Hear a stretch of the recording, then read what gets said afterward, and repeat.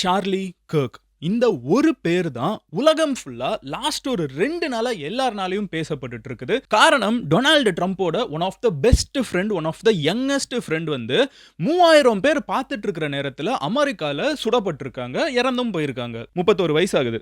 So இவர் வந்து Utah அப்படின்னு சொல்லப்படக்கூடிய ஒரு பர்ட்டிகுலர் யுனிவர்சிட்டி வந்து இங்க இருக்குது. யுஎஸ்ல இருக்குது. அங்க வந்து இவர் பேச போறாரு அப்படிங்கிறது அனௌன்ஸ் பண்ணப்படுது. இவர் பேச போறாரு அப்படின்னா 1000 ஸ்டூடெண்ட்ஸ்க்கு மேல அந்த யுனிவர்சிட்டியில இருக்கிறவங்க இருந்துகிட்டு இந்த ஆள் இந்த யுனிவர்சிட்டிக்குள்ள வர வேணாம். இந்த யுனிவர்சிட்டி வந்து நல்ல முன்னேற்றத்துக்கான எல்லா வகையான மக்களும் ஒண்ணா படிக்கக்கூடிய ஒரு யுனிவர்சிட்டி. இது காலேஜ் கேம்பஸ். இவர் வந்து ஒரு பிரிவினைவாதி. மக்களுக்குள்ள பிரிவை உருவாக்குற ஒரு ஆளு. இவர் அலோ பண்ணாதீங்க அப்படின்னு சொல்லிட்டு 1000 பேருக்கு மேல அவங்க மேனேஜ்மெண்ட் கிட்ட ஆல்ரெடி சொல்லியிருக்காங்க.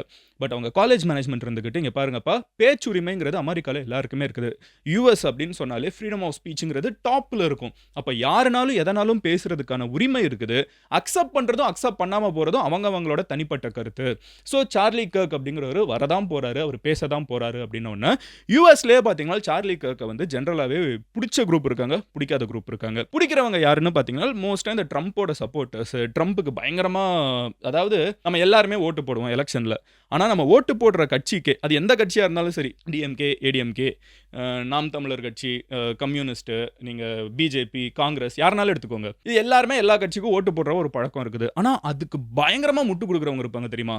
வாய்ப்பே இல்லைப்பா, ஊருக்கே தெரியும் இது தப்புன்னு. ஆனால் அவங்க விடவே மாட்டாங்க. அப்படி விடாமல் பிடிச்சி தாங்குவாங்க தெரியுமா? அந்த மாதிரி ஒரு ஆளு சார்லி கர்க் யாருக்கு? டொனால்டு ட்ரம்ப்புக்கு. ஸோ ட்ரம்ப் வந்து யூஎஸ்குள்ளேயே பார்த்தீங்கன்னா வந்து ட்ரம்ப்பை பிடிக்காதவங்களுக்கு சார்லி கர்க்கை பிடிக்காது. ட்ரம்ப்பை பிடிச்சவங்களுக்கு சார்லி கர்க்கை ரொம்ப ரொம்ப பிடிக்கும். இன்ஃபேக்ட் ட்ரம்ப் இந்த தடவை பிரசிடென்ட் ஆகிறதுக்கு இறங்கி வேலை பார்த்த ஒரு ஆள் யாருன்னு பார்த்தீங்கன்னா சார்லி கர்க். சின்ன வயசுலேருந்தே பார்த்தீங்கன்னா ஒரு நார்மல் ஃபேமிலியில் தான் பிறக்கிறாரு. ரொம்ப அப்படியே அல்ட்ரா மாடர்ன் ஃபேமிலிலாம் கிடையாது.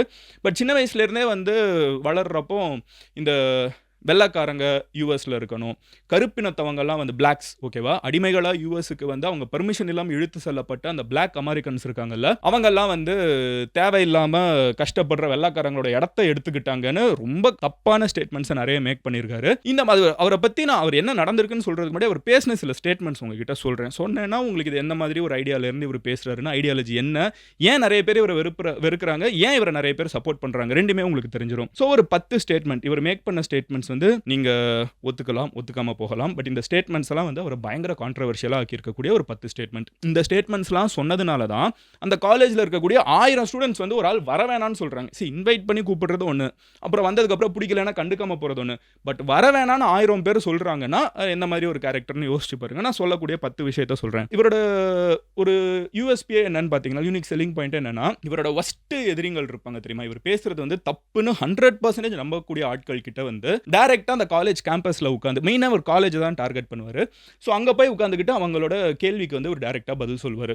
ஸோ ஃபுல்லா எதிரிங்க கூட்டம். அந்த இடத்துல வந்து இவர் உட்கார்ந்துகிட்டு, எதிரிங்கன்னா அடிபுடி எதிரிங்க கிடையாது, ஒப்பீனியனா வந்து வேற வேற ஐடியாலஜில இருக்கிறவங்க, பெண்கள் கிட்டே வந்து டைரக்டா பெண்கள் வந்து உன்னை ஒருத்தன் வந்து பாலியல் பலாத்காரம் பண்ணாலும் அந்த குழந்தைய நீ சுமந்து தான் ஆகணும், நீ அம்மாவாய் தான் ஆகணும், நீ பார்த்துக்கிட்டு தான் போகணும், அந்த மாதிரிலாம் டைலாக் சொல்வாரு. ஸோ ஒரு எக்ஸாம்பிள் சொல்லணும்னா, இந்த ஒரு ரீல் வந்து நான் பார்த்தேன். அண்ட் அதுல இருந்து தான் இது எல்லாத்தையும் நானுமே வந்து உள்ளுக்குள்ள போய் இந்த சார்லி கர்க் எப்படி இதெல்லாம் பேசினாரு, என்ன மாதிரி ஒரு ஆள் இவருன்னு எனக்கு ஒரு கியூரியாசிட்டி வந்துச்சு. ஒரு பொண்ணு வந்து ஸோ இவங்க வந்து யூஎஸ்ல இருக்கக்கூடிய ஒரு முக்கியமான ஒரு டிஸ்கஷன் பாயிண்ட் என்னன்னு பார்த்தீங்கன்னா அபார்ஷன் லா. யூஎஸ்ல வந்து பாப்புலேஷன் கம்மியாயிட்டு இருக்குது, குழந்தைய வந்து அபார்ட் பண்ணக்கூடாதுன்னு ஒரு சைடும், இல்ல பாப்புலேஷன் கம்மியாகுதுன்னா பாப்புலேஷன் இன்க்ரீஸ் பண்ணுங்க, ஒரு குழந்தைய அபார்ட் பண்ணுமா வேணாமாங்கிறது அந்த பொண்ணோட உரிமை.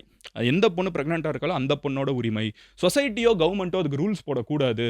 அந்த பொண்ணுக்கு வந்து ஒரு மாசம் வச்சிருக்கீங்களா, இப்போ இந்தியாவில் இருக்குது 5 மாசமா சம்திங் சொல்லுவாங்க, அதுக்கு மேல அபார்ட் பண்ணோம்னா உடம்புக்கு நல்லது இல்லை, அந்த பொண்ணோட அது வேற. பட் அந்த குழந்தை வந்து பிரெக்னென்ட் ஆனதுலேருந்து அபார்ட்டே பண்ணக்கூடாது, நீ என்ன வாழ்க்கையில் பண்ணிருந்தாலும் சரி, என்ன பண்ணுறாலும் சரி, நீ குழந்தை பெற்றுக்கணும் அப்படிங்கிற சில ஸ்ட்ரிக்டான ரூல்ஸ் எல்லாம் வந்து யூஎஸ்ல கவர்மெண்ட்டே பேசும். என்னடா யூஎஸ்ல இப்படிலாம் பேசுவாங்களான்னு கேட்டிங்கன்னா இருக்குது. ஸோ இவர் என்ன சொல்லியிருக்காருன்னா, இவருக்கு வந்து அதுக்கு ப்ரோவான ஒரு ஆள், குழந்தை வந்து யாருமே அபார்ட் பண்ணக்கூடாதுன்னு. அப்போ வந்து ஒரு பொண்ணு ஆப்போசிட்ல உட்காந்து கேட்குறாங்க, ஒரு 10 வயசு குழந்தை. இமேஜின் பண்ணி பாருங்க, இது ஒருவேளை உங்க குழந்தையா இருக்குதுன்னு வச்சுக்கோங்களேன் அப்படின்னு சொல்லிட்டு அவர்கிட்ட டைரக்டா மைக்ல சொல்றாங்க, ஒரு 10 வயசு குழந்தை, அது உங்க குழந்தையா இருக்குதுன்னு வச்சுக்கோங்க. இந்த 10 வயசு பொண்ணு வந்து ஒரு நாள் வந்து பாலியல் பலாத்காரத்துக்குள்ளாகிற, நடக்கக்கூடாது, பட் ஒரு 10 வயசு பொண்ணு உள்ளாக்குறாங்க. இப்போ இந்த பொண்ணு வந்து 10 வயசு குழந்தை, ஒரு பொண்ணு வந்து பிரெக்னெண்டா இருக்காங்க. இப்போ இந்த குழந்தைய பெத்துக்கணுமா வேணாமா, இப்போ அபார்ட் பண்ணலாமா கூடாதான்னு கேட்டதுக்கு சார்லி கர்க் இருந்துகிட்டு, அபார்ட் பண்ணக்கூடாது, அந்த குழந்தைய பெத்துக்கணும், பாலியல் பலாத்காரம் பண்ணி 10 வயசு பொண்ணு வந்து பிரெக்னென்ட் ஆனா கூட அந்த குழந்தைய பெத்துக்கணும்னு ஒரு டைம் பேசியிருக்காரு. அப்புறம் வந்து ஒரு ஃப்ளைட்ல வந்து நான் ஏறுறப்போ ஒரு பிளாக் ஒருத்தர் கருப்பினத்தை ஒருத்தர் வந்து அமெரிக்கன் ஆஃப்ரிக்கன் வந்து ஒருத்தர் வந்து பைலட்டாக இருந்தார்னா எனக்கு பயமாயிடும், அவர் படிச்சு தான் வந்திருக்காரு இல்லை திருட்டுத்தனமாக வந்திருக்காருன்னு நான் யோசிப்பேன். இந்த ஸ்டேட்மெண்ட்லாம் ரொம்ப தப்பான ஸ்டேட்மெண்ட்டு. ஏன்னா கருப்பினத்தவங்கலாம் படிக்காதவங்க, பைலட் ஆளர்களுக்குலாம் உங்களுக்கு அறிவில்லை, அந்த மாதிரி ஒரு ஸ்டேட்மெண்ட் மேக் பண்ணியிருக்காரு. மூணாவது வந்து டிரான்ஸ் பீப்புள் இருப்பாங்கல்ல, எல்ஜிபிடி ரைட்ஸ் பேசுகிறப்ப டிரான்ஸ் அதுக்குள்ளே இருக்காங்க. நம்ம ஊரில் திருநங்கைகள்லாம் சொல்லுவாங்கல்ல, இந்த டிரான்ஸ் பீப்புளெலாம் வந்து உரிமைகள் வேணும்னு கேட்குறாங்க. அவங்கெல்லாம் வந்து எந்த உரிமையும் இல்லாதவங்க. இப்போ நான் வந்து ஒரு கருப்பு மாஸ்க்கை போட்டு எனக்கு கருப்பினத்தவங்களுக்கு இருக்கக்கூடிய உரிமையெல்லாம் கொடுங்கன்னா கொடுத்துருவீங்களா?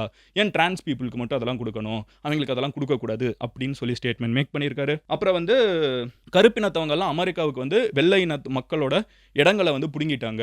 பெரிய பெரிய அட்வொகேட்ஸ், பெரிய பெரிய ஜட்ஜஸ், டாக்டர்ஸ், இன்ஜினியர்ஸ் அவங்களெல்லாம் பார்த்துட்டு வெள்ளைக்காரங்க இருக்க வேண்டிய இடத்துல நீங்கள் வந்து உட்காந்துக்கிட்டீங்க, உங்களுக்குலாம் இங்கே உரிமையே கிடையாது அப்படின்னு சொல்லி டைரெக்டாகவே பேசியிருக்காரு.